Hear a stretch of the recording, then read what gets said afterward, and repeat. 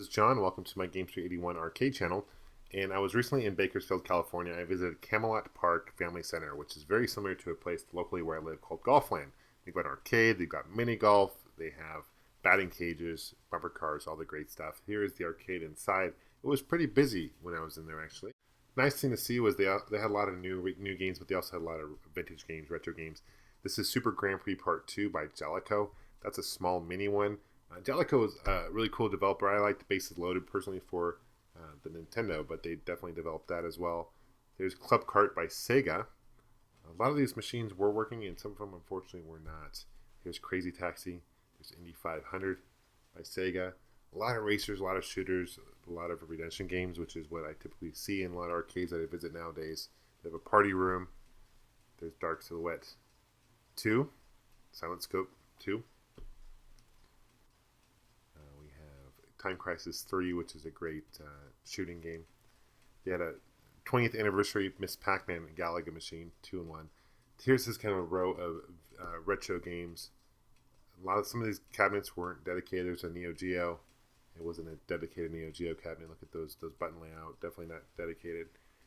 This one was really interesting because it was originally a Sunset Riders game, which is one of my favorite games, I believe, by Konami. But they turned it into some kind of puzzle game. Street Fighter puzzle game. Disappointing. There's Killer Instinct 1, KI1, working. Button layout was not original, but still great to see. This row even had more fighters. You had SVC Chaos. That's Capcom versus Neo Geo, or SNK, I should say. It's a great fighter. There's another Killer Instinct 2 cabinet. Wasn't working, unfortunately, but that's on the opposite side of Killer Instinct 1. Man, I wish that was working. Great game. Rampage, World Tour. Bust a Move, which is, I think, that's in the Tetris cabinet, looks like. At least at one point it was. X-Men. These are a whole bunch of sides. This is Sunset Riders right there. They had it in this cabinet. Not original dedicated cab. There's Turtles. One of the best beat-em-ups that I remember growing up with. This is the Racer Arcade Star Wars. This is a smaller version. This isn't the deluxe version that I'm used to seeing. I've seen a number of different versions of this, but this is a cool game. The monitor was turning purple or pink, so it needs some work done, unfortunately. There's a firefighting game, I think, by Sega, which is kind of a unique game. Off-Road Challenge 2 by Midway. There is San Francisco Rush by Atari. The Alcatraz editions. They're a really great racing game. Both of them seem to work really good. Marvel vs. Capcom, more fighters. These weren't dedicated cabinets. There's X-Men. Actually, this one right here is Street Fighter 2. The monitor was condensed. They needed to adjust the monitor there. Third Strike, Street Fighter 3. A lot of people, Street Fighter fans, really like the game, myself included. It's a great Street Fighter game. Here's Hydra Thunder. I see this a lot at arcades. There's 3 of them all working. Really fun game.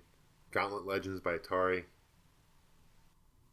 We also had NFL Blitz, which is by Midway. If you're a big fan of NBA Jam series, definitely check this game out.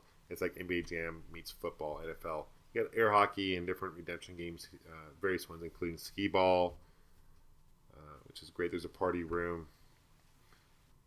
Not sure what that one in the far back really necessarily does. These are all kind of, luck games, test your luck kind of skill. This is you time the light at one point, try to see how many tickets you can redeem. Anyway, this is a really fun arcade in Bakersfield, California. My hunt for arcades will definitely continue. Where will I end up next? Thank you for subscribing. Thanks for watching. Thanks for commenting. And we'll see you soon. Take care.